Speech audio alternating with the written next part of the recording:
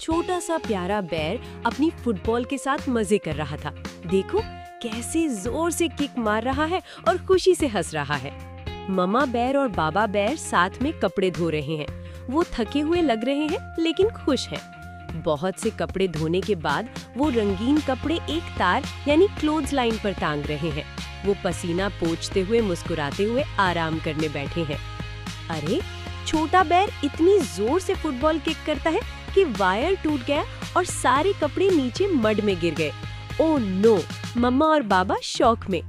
अब मम्मा और बाबा बेर को पकड़ने के लिए पीछे पीछे भाग रहे हैं। छोटा बेर हंसी के साथ पीछे देखकर भागता जा रहा है। क्या मजेदार चेज है।